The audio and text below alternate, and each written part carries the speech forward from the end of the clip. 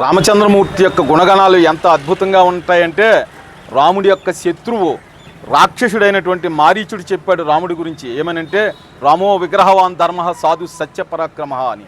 అలాగా శత్రువుల చేత కూడా కీర్తించబడినటువంటి వాడు రామచంద్రమూర్తి.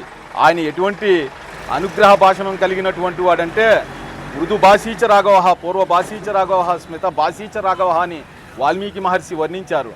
మరి ఆయన యొక్క సుపరిపాలన ఎంత అద్భుతంగా ఉంటుందంటే, అయోధ్య ప్రజలు చెప్పారు అయోధ్యకాండలో, వ్యసనేసు మనుష్యానాం వృషం భవతి దుఃఖిత ఉత్సవేసు సర్వేసు పితేవ పరితుష్యతి అని రామరాజ్యాన్ని వేణోళ్ళ కొనియాడారు. యుగయుగాలుగా ఆదర్శ రాజ్యంగా రామరాజ్యం కొనసాగుతుంది. మరి అటువంటి రామచంద్రమూర్తి గురించి నోటికి వచ్చినట్లు అవాకులు చవాకులు పేలితే మట్టుకి చెప్పు దెబ్బలు తింటావు ప్రకాష్ రాజ్. హిందూ సమాజం సేవ చచ్చిపోలేదు, చూస్తూ ఊరుకోదు. ఎంచేతంటే నా రామచంద్రమూర్తి ఒక ప్రాంతీయతత్వాన్ని అంటగడతావు నువ్వు. ఆయన అఖిలాండ కోటి బ్రహ్మాండ నాయకుడైనటువంటి శ్రీమన్నారాయణుని యొక్క పరిపూర్ణ అవతారము.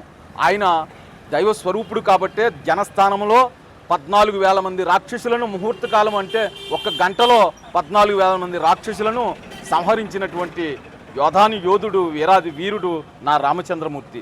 ఆయన యొక్క పరాక్రమాన్ని భక్త రామదాసు గారు వర్ణిస్తూ, భండన భీముడు అర్థజన బాంధవుడు ఉజ్వల బాణ తోణ కోదండ కళా ప్రచండ భుజతాండవ కీర్తికిన్ రామమూర్తికిన్ రెండవ సాటి దైవమిక లేడంచున్ గడగట్టి భేరిక ఢండ ఢాండ ఢాండ నినదంబుల జాండము నిండ మత్త వేదండము నెక్కి చాటిదం దాసరథి కరుణాపయోనిది అని భక్తులు వర్ణించినటువంటి అటువంటి మహానుభావుడి గురించి నోటుకు వచ్చినట్టు పేలితే మట్టుకి చెప్పు దెబ్బలు తింటావు.